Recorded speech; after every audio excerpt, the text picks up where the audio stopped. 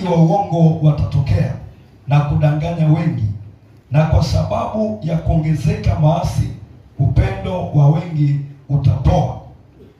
Lakini mwenye kuvumilia hata mwisho ndiye atakayeokoka. Tena habari njema ya ufalme itahubiriwa katika ulimwengu wote na kuwa ushuhuda kwa mataifa yote. Hapo ndipo ule mwisho utakapokuja. Bwana Yesu asifiwe sana. Kwa hiyo leo tunashuhudia kanisa limepunguza upendo kwa Mungu. Unaposema upendo, manake ni kujitoa kwa ajili ya Mungu, kutoa dhabihu. Jina la Bwana pekee sana. Kujitoa dhabihu kwa ajili ya kazi ya Mungu, kwa ajili ya ufalme wa Mungu. Leo tunaona juhudi ya watu ya kumtafuta Mungu imeshuka. Ni tofauti na tunavyosoma historia ya makanisa ya nyuma. Haleluya. Wenzetu walikuwa wanalipa gharama, wanatoa gharama kubwa, wanawekeza muda wao mwingi kwenye kazi ya Mungu. Lakini leo tunajifanya tunajua sana maisha kuliko ambaye ametupa maisha. Tunajifanya ni watafutaji sana kuliko ambaye ametupa hiyo nguvu ya kutafuta. Bwana Yesu atusaidie sana. Ukisoma vizuri maandiko yanatuambia kwamba ufalme wa Mungu ndio kipaumbele. Jina la Bwana pekee sana. Mungu ndio kipaumbele. Haya mengine Mungu anasema na yaleta. Sio kwamba na yaleta ukiwa umekaa ndani, hapana. Wala hajazuia kwamba usifanye kazi yako, wala hajazuia kwamba si usioe, kwamba si usifanye kazi, usifanye biashara. Hajazuia, lakini ameweka kwamba kipaumbele ni ufalme wake kwanza. Lakini hiyo kanuni hatuifuati. Bwana Yesu asifiwe sana. Hiyo kanuni hatuifuati inapotakiwa. Kila mtu anafuata anachokijua mwenyewe. Kanuni ya Biblia tumeiacha. Na wakati huo tunatamani Mungu atuinue, atubariki, wakati tumekosea kanuni. Bwana Yesu asifiwe sana. Kipaumbele chako wewe umeweka kitu gani? Kwa hiyo tunapozungumzia upendo kupoa, ni pamoja na kupunguza jitihada za kumtafuta Mungu. Bwana Yesu asifiwe sana. Kupunguza ile bidii. Ulikuwa unahudhuria sana ibada, unapunguza. Ulikuwa ni mkeshaji mzuri, unapunguza. Haleluya. Kwenye kwaya ulikuwa ukosi, sasa unakosa. Ulikuwa ukikosa ibada unaumia, sasa uumii. Uko safi. Wewe usiende uko vizuri, amani na baki. Kwa hiyo ishara kama hizo zinaashiria kwamba ndani yako upendo uliokuwa nao mwanzo saizi haupo.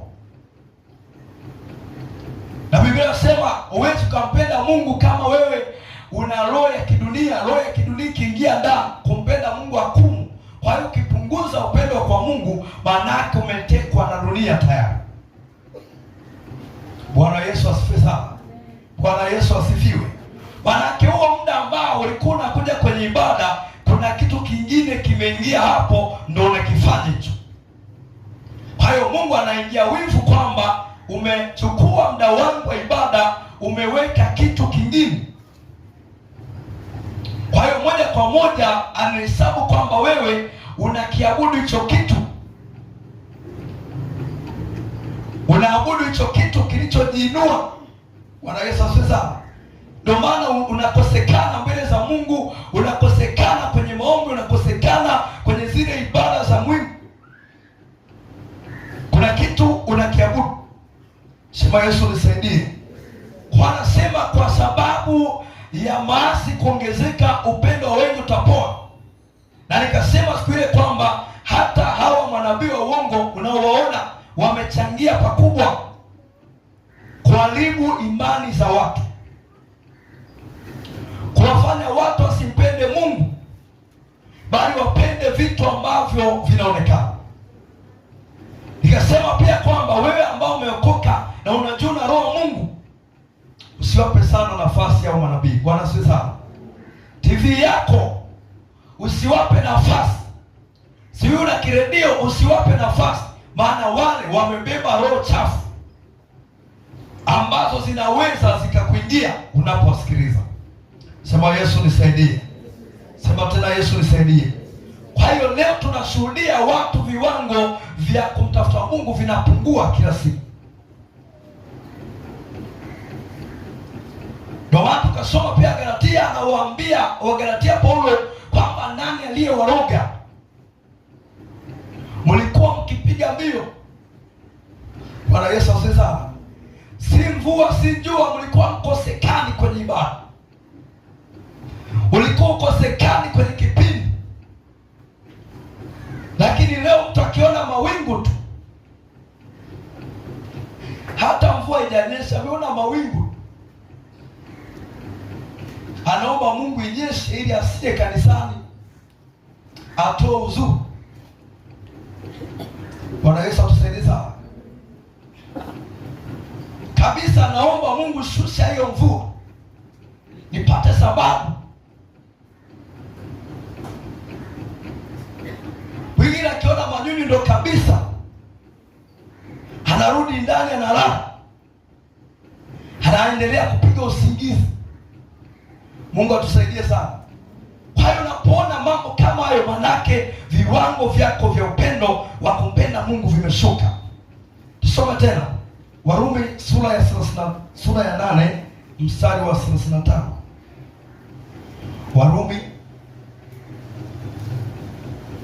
Warumi sura ya 8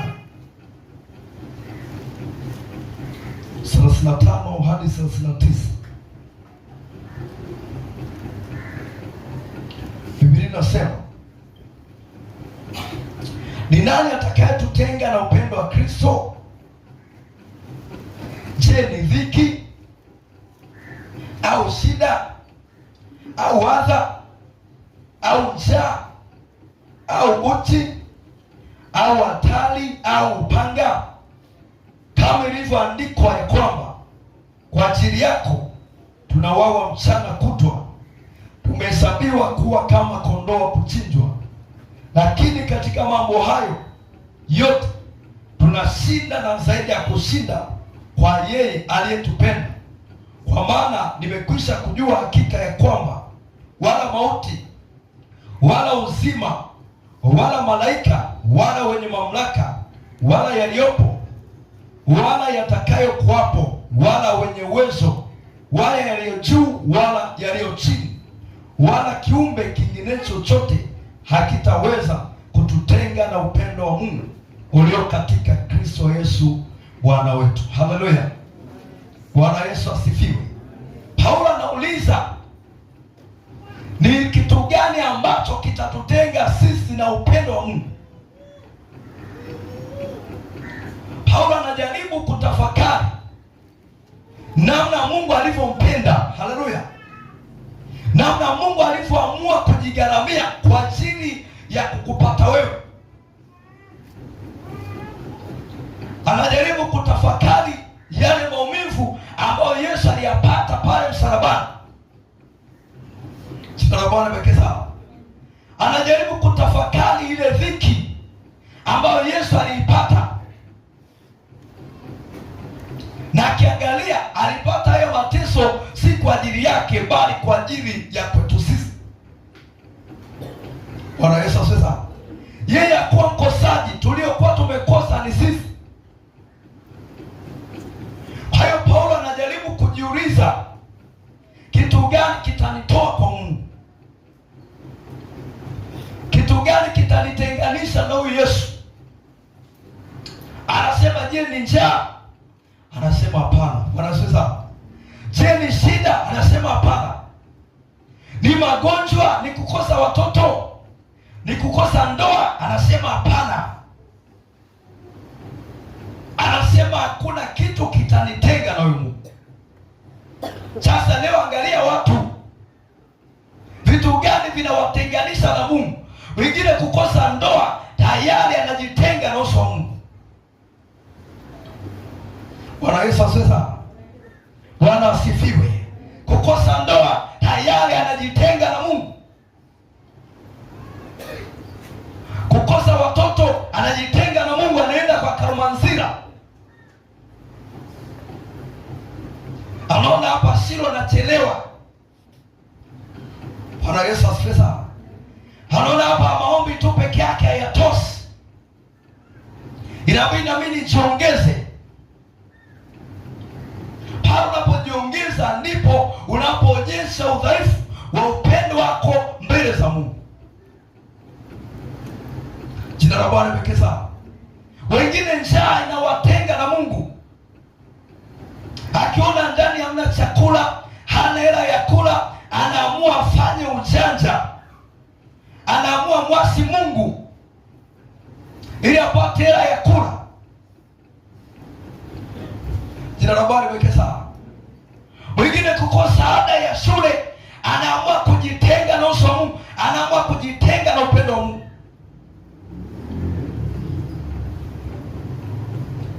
Kona unafanikiwa si kwa kumtegemea Mungu, bali kwa kumwasi Mungu. Hayo sio mafanikio. Sema Yesu nisaidie. Bwana Yesu asifiwe sana. Paulo anasema hamna kitakachonitenga, hata niwe na njaa, hata niwe na dhiki, nisiwe na kitu, siwezi kutengwa na upendo wa Mungu. Lakini leo watu tunaangushwa na vitu vya ajabu. Unatengwa na Mungu kwa vitu vya ajabu, havina hata mashiko. Bwana Yesu asifiwe sana. Unatengwa na uso wa Mungu kwa sababu ya dhiki ya siku moja. Unaamua mkosee Mungu, na adui alivyo anakuambia utatubu na utasimama tena na maisha yataendelea na hamna atakayegundua. Unapotenda dhambi moja unakuwa umepiga hatua nyuma, za kurudi nyuma hatua nyingi. Bwana Yesu asifiwe. Yaani unakuwa umerudi maili nyingi za kutosha, kwa mpaka uje urudi tena ulipokuwa ni miaka itachukua, na pengine usirudi kabisa. Jina la Bwana pekee sana. Kwa hiyo wengi tungejua hiyo hasara, hata tusingejaribu kumkosea Mungu, kwa sababu ukikosea kosa moja linafuta mema yote uliowahi kufanya. Mungu anafuta mema yote, kwamba uliwahi kuombea kiwete akatembea, uliwahi kufufua maiti, hayo yote Mungu anayafuta. Bwana asifiwe sana. Sio uliwahi kutembelea yatima, yote Mungu anafuta kwa sababu ya kosa moja. Sema Yesu nisaidie. Kwa hiyo leo watu upendo unapoa, na upendo unapoa baada ya kupuuzia vitu vya msingi ambavyo Mungu ametuhusia kama msingi wa imani yetu. Fikiria nyumba bila msingi ukioza, hiyo nyumba haiwezi kusimama. Bwana sasa. Kwa hiyo na sisi kwenye imani vipo vitu vya msingi Mungu ametuelekeza tuvifanye. Tunapopuuzia vile, lazima upendo ushuke, lazima wokovu wako ushuke, na mwisho wa siku utakuwa mpagani unai sana. Haleluya. Bwana Yesu asifiwe sana. Kwa Paulo anasema wala malaika hawezi kunitenga na uso wa Mungu, wala wenye uwezo, wala wenye mamlaka, wala wafalme, wala malaisi, si mawaziri, hawawezi kunitenga na Mungu. Mungu atusaidie kanisa. Upendo wako ukoje mbele za Mungu? Je, ulipookoka ile spidi uliyokuwa nayo bado unayo mpaka leo? Bwana Yesu asifiwe sana. Au ndio ulikuwa moto wa mabua au moto wa mikaratasi,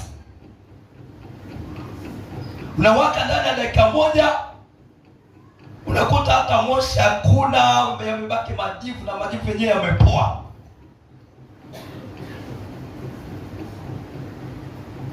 Wokovu hiyo si sahihi. Bwana Yesu asifiwe sana. Kwa maana andiko letu la msingi, Mungu anasema yaani wewe upo kwenye moto wala upo kwenye ubaridi, upo hapa katikati, nitakutapika. Bwana Yesu asifiwe. Kumbe Mungu anataka tuwe moto, na huo moto sio wa kipindi fulani, sio wa majira fulani, ni moto wa milele. Ukiwaka umewaka. Bwana asifiwe. Ukiukoleza umekolea, unaendelea kuukoleza kila siku. Wokovu wa misimu si sahihi mbele za Mungu. Jina la Bwana pekee sana. Yaani wewe kwa misimu fulani ndo unazingatia. Mwingine anaangalia kanisani nini kinaendelea. Tuko kwenye majira ya kutoka. Hapo sikosi bana. Na mimi nataka nitoke. Jina la Bwana pekee sana. Baada ya kutoka na yeye anatoka kanisani. Anatoka zake, anasubiri kitu kingine. Wewe ni mpagani. Bwana asifiwe sana. Kuna tofauti na unaenda kwa asubuhi Yesu kwa ndani kwa burudozi. Na wewe ndio wale. Yaani wewe huna haja na Mungu, una haja na vitu vya Mungu. Mungu anataka roho yako. Bwana asifiwe sana. Haleluya. Kuna mara anauliza itakusaidia nini ukapata ulimwengu wote, halafu ukapata hasara nafsi yako? Utapata faida gani? Haleluya. Kwa hiyo unakuta kanisa linajaa, ibada za katikati watu wanajaa. Unagundua watu huko kwenye majira kutoka, ndio maana yakipita hayo hamna kitu.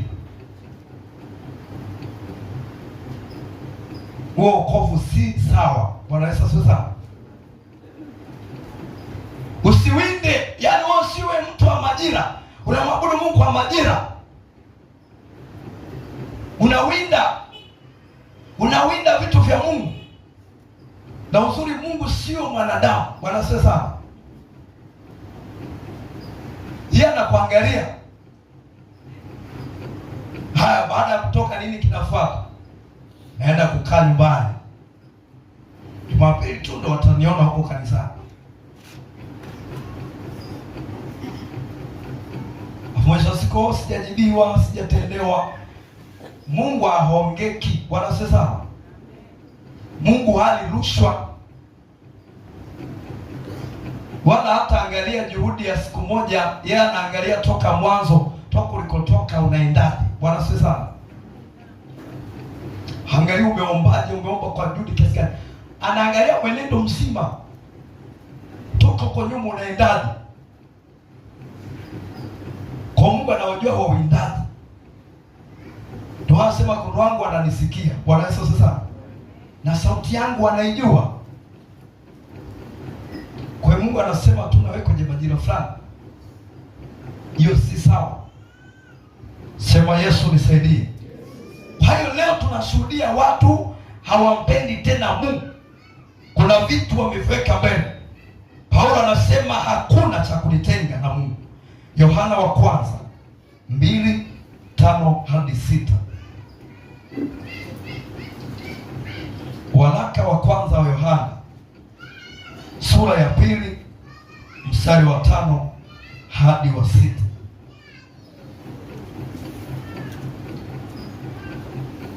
Waraka kwanza Yohana 2:5-6. Lakini yeye alishikaye neno lake, katika huyo upendo wa Mungu umekamilika kweli kweli. Kweli kweli. Katika hili twajua ya kuwa tumo ndani yake.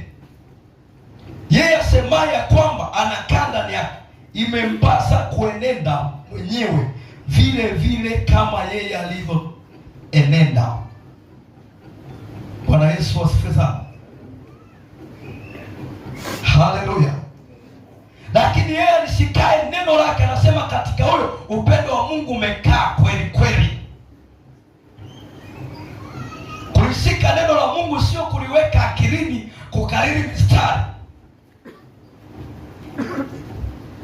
Sunday school za watoto tulikuwa tunafundishwa kukariri mistari, si ndio? Bwana Yesu asifiwe sana. Kwamba kalili Zaburi yote imeze, kalili mistari hii mingapi imeze yote iwe ndani. Amaanishi hivyo, huko sio kulishika. Jina la Bwana pekee sana. Sio umekanuni unasema Mungu amesema usizini, lakini wewe ni mzinzi mkubwa na andiko hilo limo kichwani, wewe hujalishika neno. Amen. Hazungumzi kukalili, kuiweka mistari kichwani. Anazungumzia kulishika, maana yake kuliweka ndani na kwenda kubadilika, kwenda kulishi hilo neno. Anasema anaifanya hivyo, upendo wa Mungu umekamilika kweli kweli. Haleluya. Bwana asifiwe sana. Neno la Mungu linatuambia ufalme wa Mungu unatekwa na wenye nguvu, lakini wewe ni kadhaifu. Unaenenda kwa sheria, mpaka uwekewe sheria ndio unaenda. Bila sheria huendi. Jina la Bwana pekee sana. Mpaka wakwambia usipohudhuria kwaya mwezi mzima tunakufuta, ndio unaongeza bidii ya kuhudhuria. Usije ukafutwa. Wewe upendo wa Mungu haumo ndani yako. Jina la Bwana pekee sana. Anasema yeye ambaye anampenda Mungu, anasema anampenda Mungu, anatakiwa enende yeye mwenyewe kama Yesu alivyoenenda. Maana yake ufanye kwamba hata kama kusingekuwa na sheria, bado wewe ungekuwa mtakatifu. Bwana sasa. Kuna watu wanaenda kwa sababu ya visheria. Sheria zikiondoka na wao wametoka nje. Tukasema kuanzia leo hatufungi tena watu kanga. Watu wataanza kujiachia. Maanake ndani yao wokovu bado haujaingia vizuri. Bwana asifiwe sana. Bwana Yesu asifiwe. Mungu anataka ujitambue kwamba hata kusingekuwa na kupigwa kanga, bado mimi ningevaa nguo ndefu, kwa sababu naelewa na upendo wa Mungu umekaa ndani yako. Hata nisingeambiwa nisizini, bado nisingezini, kwa sababu upendo wa Mungu umo. Bwana Yesu asifiwe sana. Haleluya. Hatuenendi kwa sheria, tunaenenda kwa Roho. Roho Mtakatifu ndo anayetuongoza, ndiye anayetuelekeza mambo ya msingi ya kuyafanya na kuyafuata. Lakini ukianza kufuatilia hii madhabahu ina sheria gani, ndio wengine wanasema hili kanisa zuri lakini sheria ngumu. Maana huyo hajaokoka bado. Jina la Bwana pekee sana. Maana yeye bado hajaokoka, bado ni Farisayo.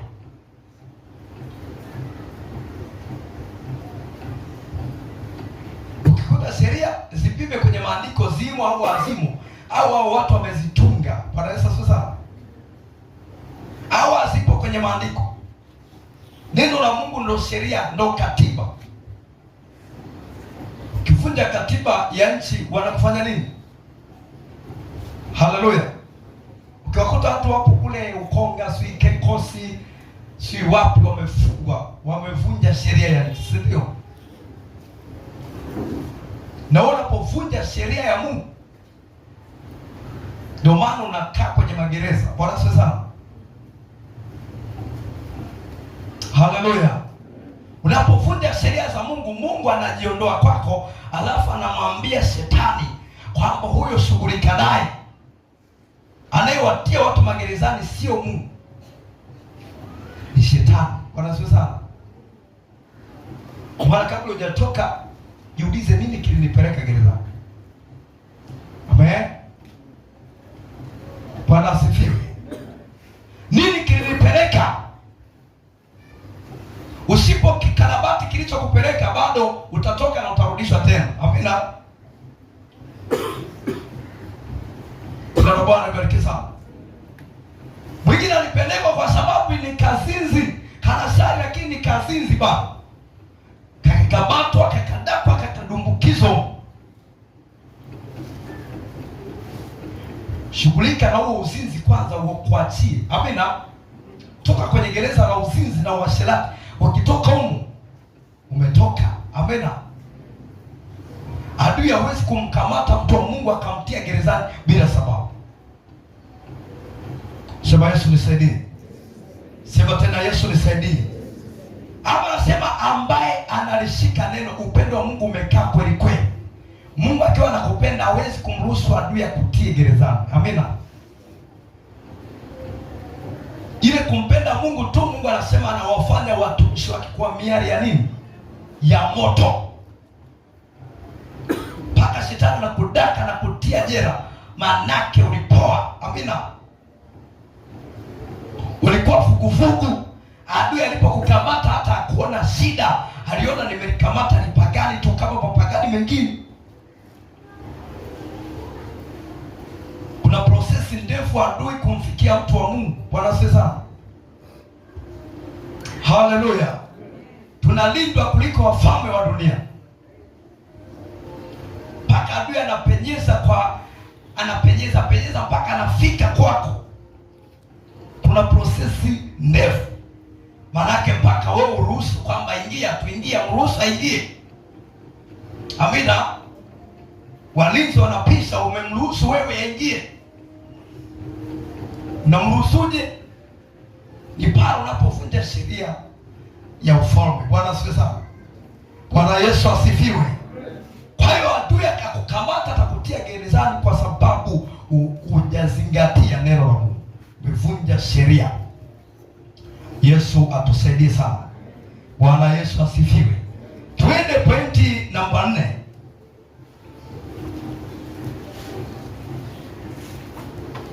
Twende pointi namba 4. Ushahidi unaonyesha kwamba kanisa haliko sawa. Uoga na ukimya mbele ya dhambi.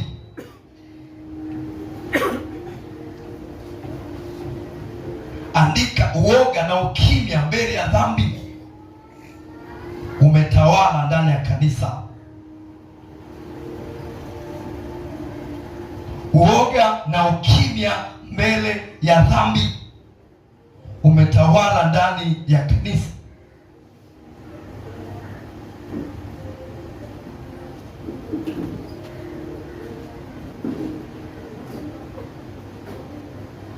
Bwana Yesu asifiwe. Haleluya. Kanisa ni la Mungu.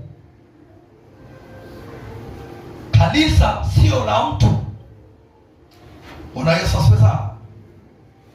Kwa hiyo wako watumishi ambao Mungu aliwaamini kwamba hawa ndo kina Yona watakemea maovu, hawa ndo kina Yohana watakemea maovu. Lakini saizi ubaridi umeingia, watu wanaogopa, watu hawakemei. Na sasa kiona ndo anafadhili hapo kanisani, basi atafanya vituko vyote. Sema Yesu nisaidie. Mfano mtu atokee, mimi bwana lile jengo nalimaliza lote lile. Bwana Yesu sasa tumesha nasema asante sana, Mungu akubariki. Baada ya muda huyo mtu anaanza kufanya vituko. Bwana sasa anaanza kufanya vitu vya ovyo ovyo, haendi sawa na Mungu, anavunja sheria za Mungu. Huyo mtumishi unakuta anaishiwa nguvu ya kumkemea. Bwana Yesu sasa anaanza sasa, wewe atajisikiaje? Wengine wanaanza kumwona yule mtu anaenda hovyo, na wao wanaanza kwenda hovyo. Mbona fulani anaenda hivi na hakuna anayemkemea? Kumbe hiki kitu kawaida, si ndio? Kwa yeye anaanza kwenda. Kwa mwisho wa siku yule mtu anakuwa na kundi kubwa ambalo amelipoteza. Wao unajali tu alicho kisa amesupport kazi ya Mungu. Mbele za Mungu hiyo si sawa. Bwana sasa. Sasa wengi wako hivyo, makanisa mengi yameuliwa kwa sababu hiyo. Linakuja reagenti kanisa. Haleluya. Lina mahela mengi, kwa hiyo unakuta linapemba, lakini kumbe limetumwa na adui kuharibu huduma. Sisemi wote wanaosupport kazi ya Mungu wako hivyo. Bwana sasa. Ila wengi wao wamekuwa wakiharibu makanisa kwa sababu kama hizo. Unakuta huyu mtumishi anaingia uoga,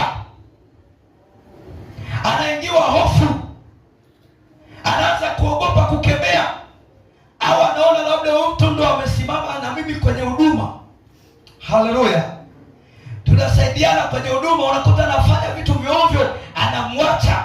Hajui kwamba nyuma ya huyo mtu kuna kundi kubwa linamwangalia na linamfuata nyendo zake. Kwa mwisho wa siku kanisa linakuwa nusu wapagani, nusu wameokoka. Sema Yesu nisaidie. Sema Yesu nisaidie.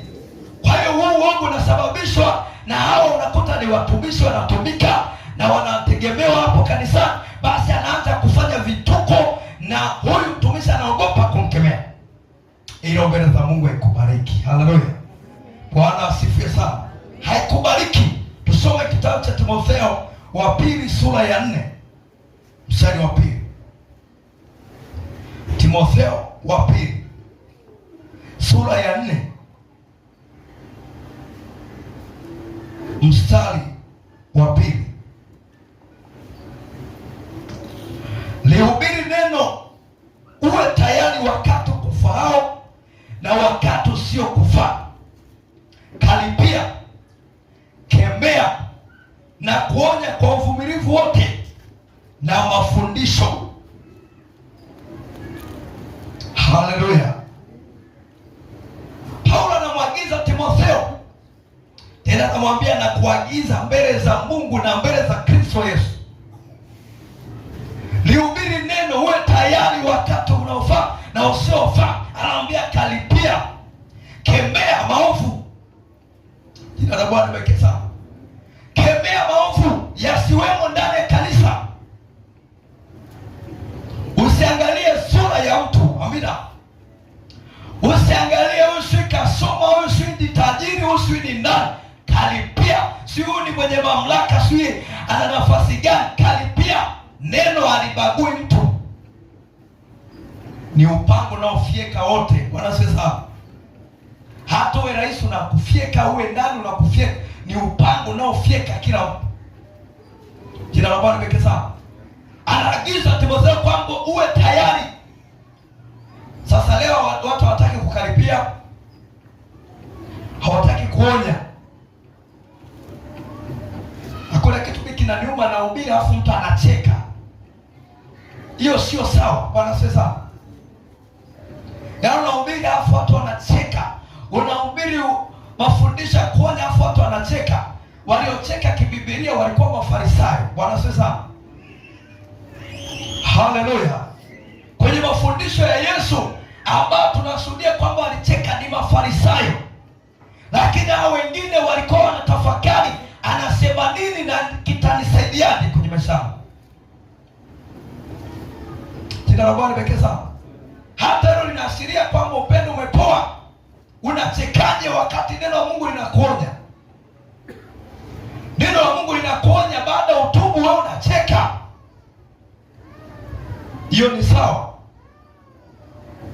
Unaonaje mtoto wako unamuonya akakosea? Unamuonya umekunja sura afu yeye anacheka. Si utaona hiki kitoto ni kichawi eh? Bwana Yesu sasa. Umekunja sura, umeshika fimbo alafu kinakucheka. Bwana Yesu sasa. Utaingiwa na wasiwasi kwamba hiki kitoto bila shaka ni kichawi, kimeingiziwa roho za ushirikina.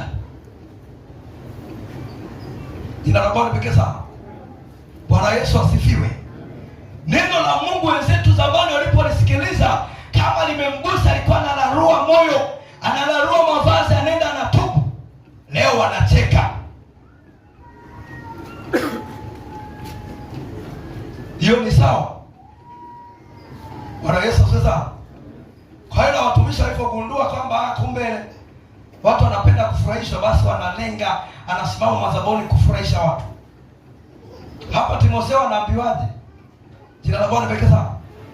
Anaambiwaje Timotheo hapa? Anaambiwa kachekeshe watu. Soma vizuri hapo. Anasema lihubiri neno, uwe tayari wakati kufaao na wakati usio kufaa. Karipia, kemea na kuonya kwa uvumilivu wote na mafundisho. Bwana Yesu sasa.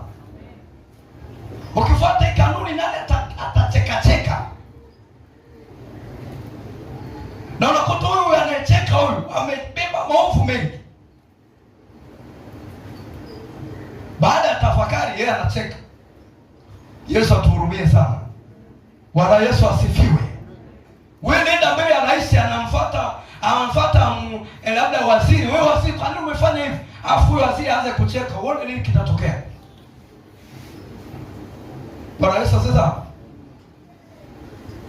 Haleluya. Agundue waziri kala rushwa au waziri kaiba, afu rais anamkemea, yeye anaanza kucheka. Nini kitatokea? Tafungwa miaka yote. Bwana asifiwe. Haleluya. Jina la Bwana libarikiwe sana. Hatujaelewa uzito wa Mungu, wala hatujagundua uzito wa neno la Mungu. Kwa leo komedi zimeingia madhabahuni, kisa waligundua hawa watu wanapenda kufurahishwa. Hakuna kufurahishwa ikiwa uovu upo. Bwana sasa, na kutiaje moyo wakati uovu unaendelea, na kufurahishaje wakati uovu unaendelea? Mungu amechukia afu mimi nawafurahisha. Hivi hiyo ni sawa? Jina la Bwana libarikiwe sana. Yaani Mungu anasema, yaani leo nataka uonye watu. Kuna watu ambao wanafanya vitu vya hovyo, afu unakuja hapo unaanza kufurahisha watu. Mungu atakutazamaje? Bwana Yesu asifiwe. Kwa hiyo leo watu wamekuwa kimya mbele ya dhambi. Wameruhusu dhambi itende kazi ndani ya kanisa. Lakini Timotheo anaambiwa usiruhusu hicho kitu. Kemea, karipia, onya. Sasa leo mtu akikaripiwa anaona huyu mtumishi ana hasira. Hasira haziwafai watumishi wa Mungu. Nani kakwambia?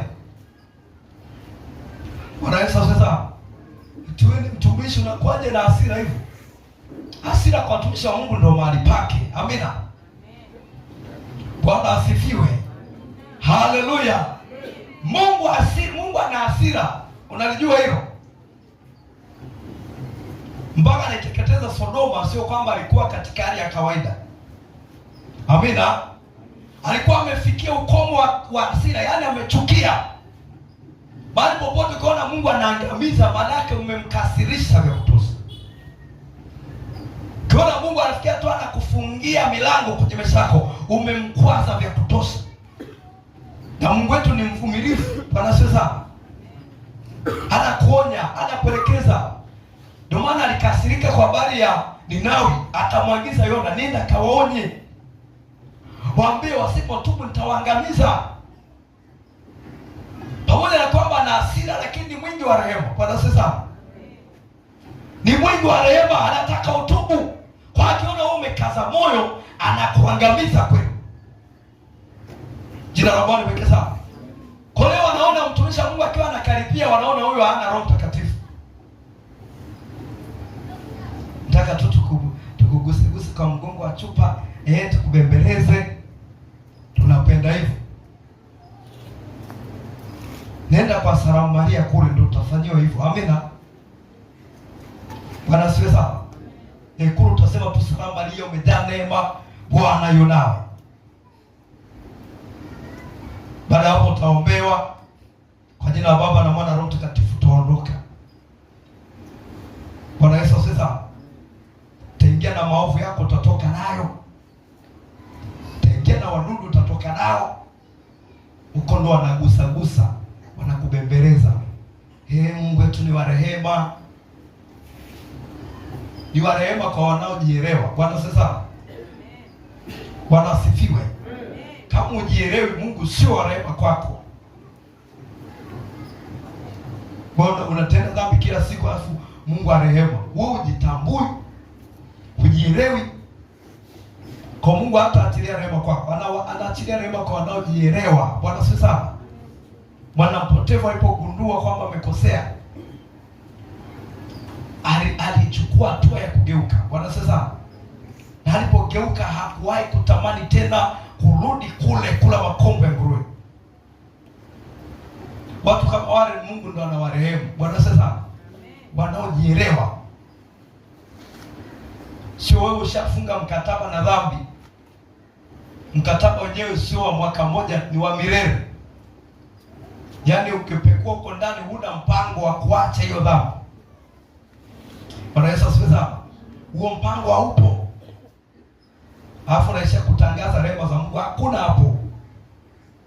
Sema Yesu nisaidie. Sema tena Yesu nisaidie. Kwa hiyo leo watu wamekuwa wakimya mbele ya dhambi, wanapunguza makali, wasema Mungu ni wa rehema, watu wasikutishe. Imeandikwa mmoja ataanguka mara 7, au ni mawakala wa kuzimu wanapotosha neno la Mungu. Eti hata Yesu alianguka mara 7, maandiko anasema Yesu hakuwahi kutenda dhambi. Bwana asifiwe sana. Au kuna mara umesoma kwamba Yesu alitenda dhambi? Tunasema alikuwa ni mwana kondoo asiye na hila ndani yake. Amina. Alikuwa ni mtakatifu, hakuna hata doa moja. Wewe unasema sasa kwa nini alibatizwa? Wakati ubatizo unaashiria kutubu. Pale alikuwa anatoa mwongozo, Bwana sasa, kwamba kanisa linatakiwa tufuate mwongozo huu, lazima tubatizwe, na kwa kuwa yeye alikuwa ni kiongozi, ilimpasa lazima afanye vile. Jina la Bwana liweke sana. Ili wakituuliza kwa nini mnabatizwa, muasisi wetu mwenyewe alibatizwa. Amina. Kwa muasisi wa imani yetu alibatizwa, na sisi tunafuata nyendo zake. Jina la Bwana liweke sana. Kwa leo watu wanapunguza neno kwamba wewe tenda dhambi. Wengine nasema yaani wewe kama umetimuliwa huko njoo huku. Na leo watu hawana hofu, jitu linafukuzwa hapa uzinzi, linaenda kanisa lingine, linaenda kujitangaza, mimi ni mtumishi na hubiri, mimi naimba. Moja kwa moja linanyosha kwenye kwaya. Bwana Yesu tusaidie sana. Linanyosha kwenye praise. Linanyosha kuhubiri, linaomba nafasi kwa Baba. Huku limetimuliwa uzinzi. Huku limetapeli watu. Na hasa likiwa na msauti huo, basi watu wanalipapatikia. Tumepata bonge la mtumishi, kumbe ni kahuni. Yesu atusaidie sana. Bwana Yesu asifiwe. Ndio maana hapa haturuhusu mtu aimbe kwaya bila kupeleleza. Amina. Sheria ngumu, lazima tukukague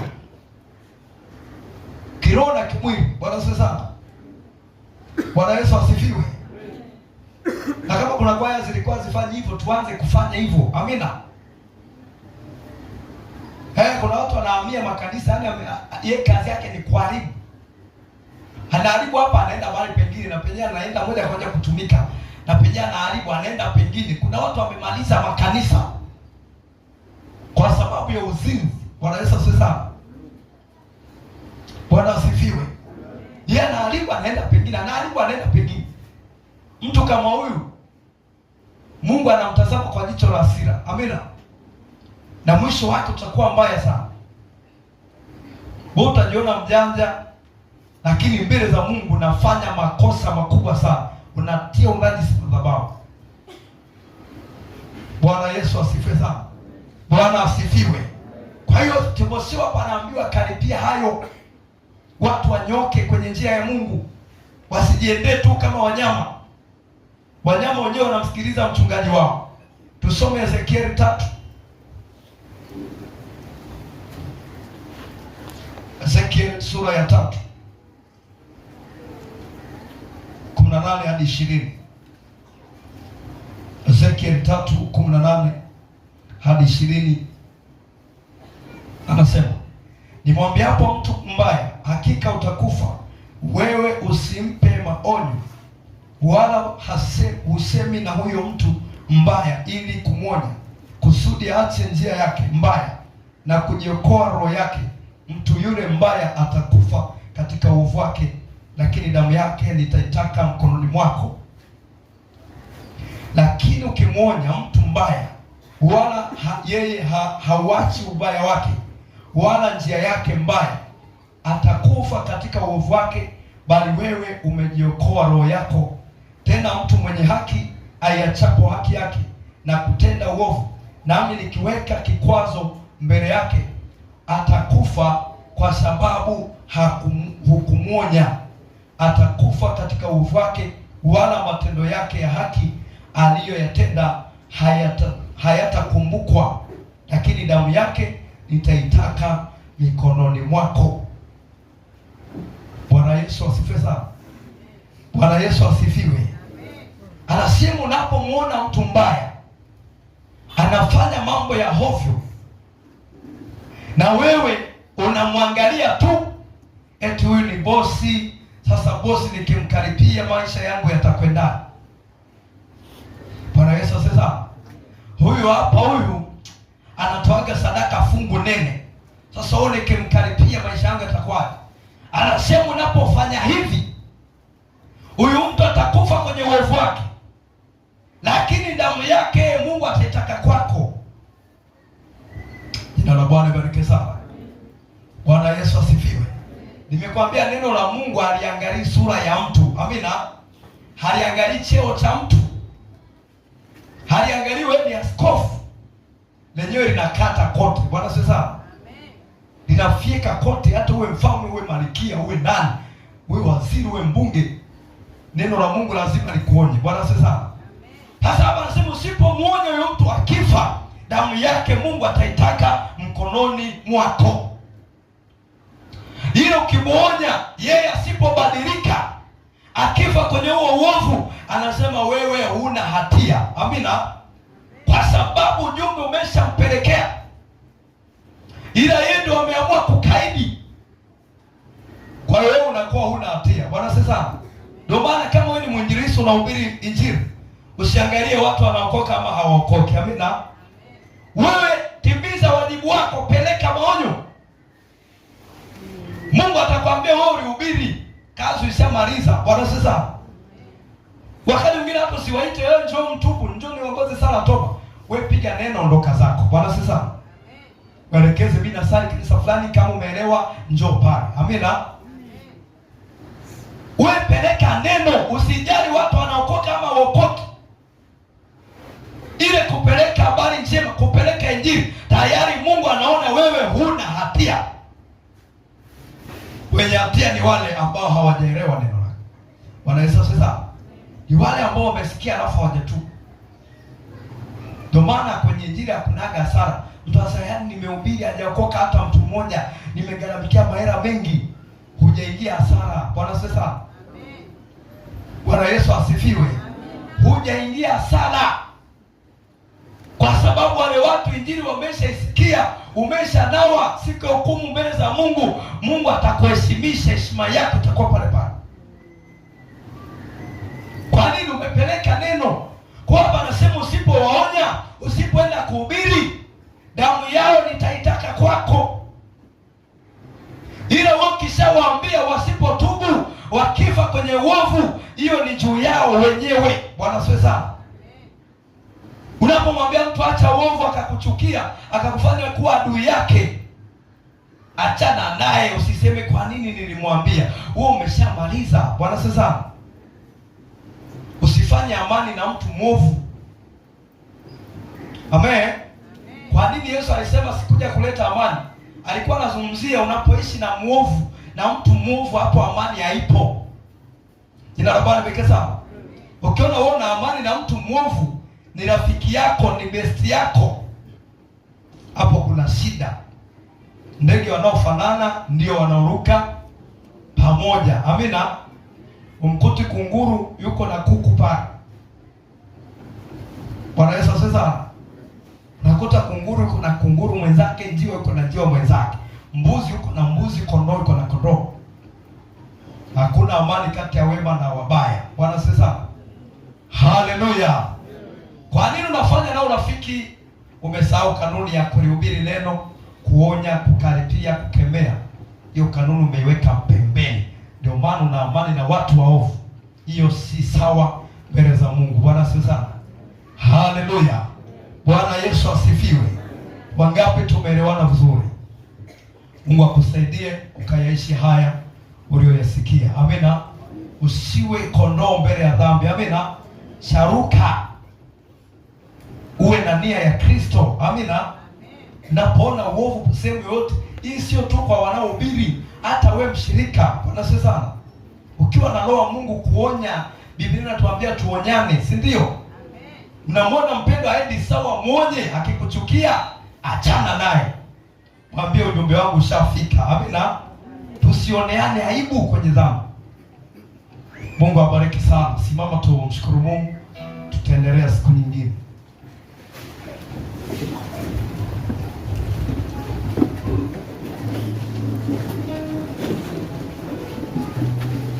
Chunguza, unichunguze Bwana Yesu, nakuomba unichunguze.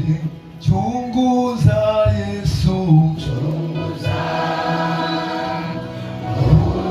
unichunguze Bwana Yesu, nakuomba unichunguze. Chunguza Yesu, chunguza, unichunguze Bwana Yesu, nakuomba unichunguze. Moyo wangu chunguza, unichunguze Bwana Yesu, nakuomba unichunguze. Na moyo wangu chunguza, unichunguze Bwana Yesu, nakuomba unichunguze. Tabia zangu chunguza Yesu, unichunguze Bwana Yesu, nakuomba unichunguze. Maisha yangu chunguza, unichunguze Bwana Yesu, nakuomba unichunguze. Umesikia neno la Mungu. Mungu anatamani turudi kwenye mstari, tusijihesabie haki kwamba tuko sawa. Haya sio majira ya kujihesabia haki, bali ni majira ya kujitafakari na kuangalia ni wapi hatuendi sawa, maana maandiko yanatuambia wakati ule wa mwisho umekaribia. Mungu anataka tusimame, tukeshe na kuomba, roho zetu ziwe safi, mioyo yetu iwe tayari kwa habari ya unyakuo. Ndio maana Mungu anaachilia mafundisho ya namna hii. Sema, e Bwana Yesu, nakushukuru kwa neno lako, nakushukuru kwa kusema nami. Asante kwa kusema nami, asante kwa kunielekeza, asante kwa maonyo haya. E Bwana Yesu, niko tayari kubadilika, niko tayari kukurudia katika jina la Yesu. Kila njia mbaya ninaichukia kuanzia leo, kila njia ya uovu ninaichukia kuanzia leo katika jina la Yesu, katika jina la Yesu. Kila roho ya kunikosesha ninaichukia kuanzia leo, kila njia ovu ninaichukia kuanzia leo kwa jina la Yesu, kwa damu ya Yesu. E Bwana Yesu, naomba nisaidie, naomba niwezeshe, nitembee kwenye njia iliyonyoka. Wewe ndiye njia iliyonyoka kwa jina la Yesu. Nisaidie Yesu, niwezeshe Yesu. Bila wewe siwezi, bila neema yako sitaweza kwa jina la Yesu. Neno lako liwe ni taa na mwangaza wa njia zangu, liwe ni kioo cha maisha yangu. Kile topo leo nijikague katika neno lako kwa jina la Yesu, kwa damu ya Yesu. Ninaomba toba, ninaomba rehema, maana upendo wako ndani yangu umepungua. Ile juhudi iliyokuwa nayo mwanzo saizi sina tena. E Bwana Yesu, nihuishe tena, niamshe tena kwa jina la Yesu. Niko tayari kusimama imara kwenye zamu yangu, niko tayari kurudi kwenye nafasi yangu kwa jina la Yesu, kwa damu ya Yesu. Ninakataa kuwa vuguvugu, ninakataa kuwa baridi mimi kwa jina la Yesu. Bwana Yesu, nifanye niwe moto, nifanye niwe moto, maana siwezi kujifanya mwenyewe, ila unifanye wewe niwe mwali wa moto. Umesema ya kwamba unawafanya watumishi wako kuwa miali ya moto. Bwana Yesu, nifanye mimi niwe mwali wa moto kwa jina la Yesu, kwa damu ya Yesu. Ewe dhambi, nakuchukia leo, nakuchukia leo. Ewe vazi la uovu, ninakuvua leo, ninakuvua leo. Maandiko yanasema uvueni uongo.